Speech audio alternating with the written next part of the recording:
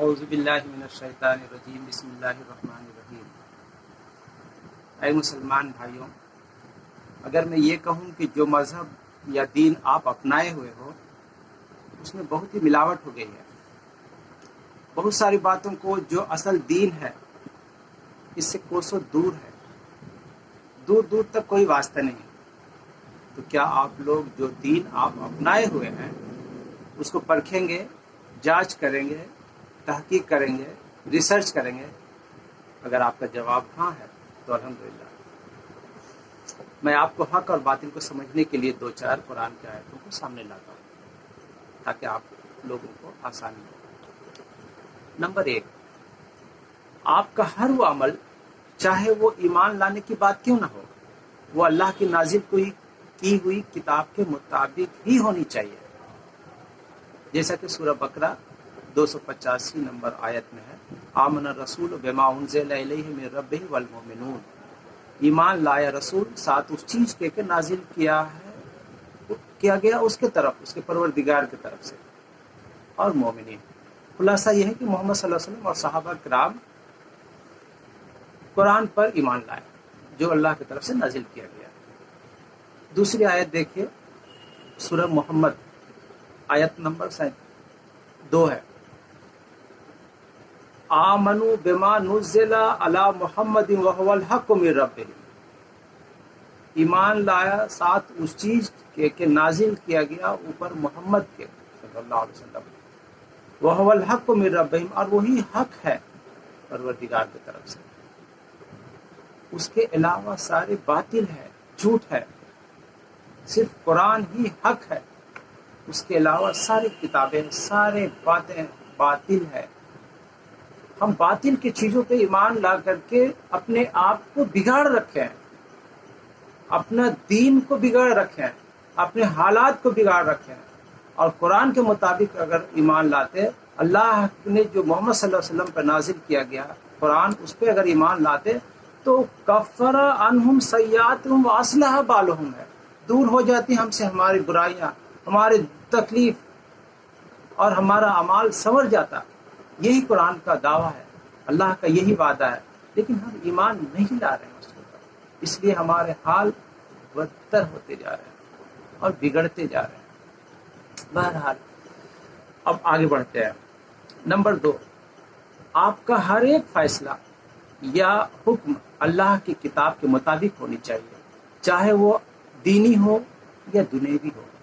مثلا ہم کہتے ہیں کہ ماں کے قدموں کے نیچے جنت ہے، شب برات کو عبادت کر لیے تو ہمارے سارے گناہ معاف ہو جائیں گے، اور حج کر لیے تو سارے گناہ معاف ہو جائیں گے، یہ ایسا ویسا وغیرہ وغیرہ بہت سارے کہتے ہیں نا۔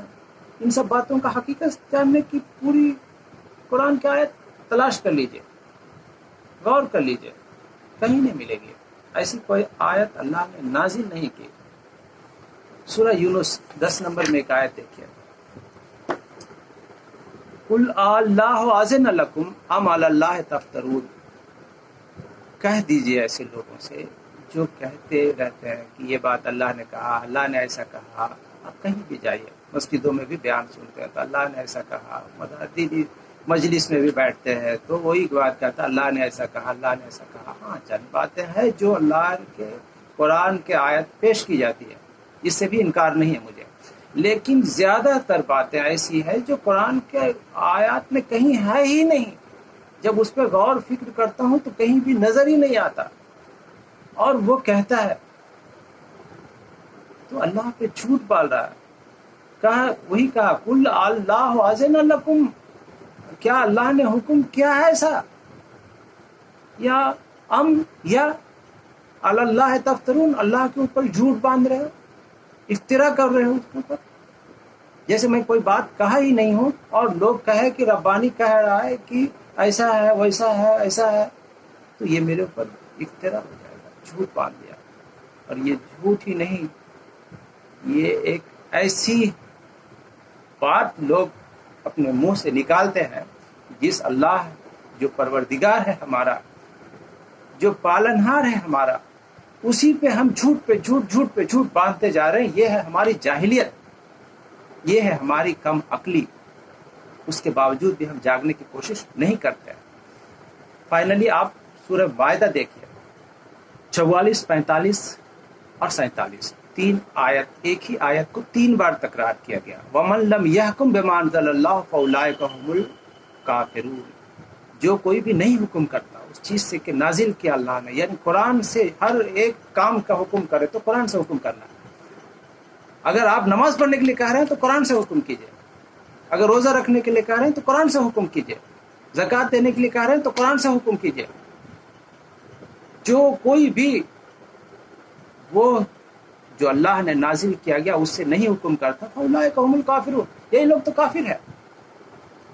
वमन लम यहकुम बिमा अंज़लल्लाहु फउलाइका हुमुल ज़ालिमून, जो कोई नहीं हुक्म करता है जो नाजिल किया अल्लाह ने कुरान के मुताबिक, वही तो फासिक, वही तो जालिम है।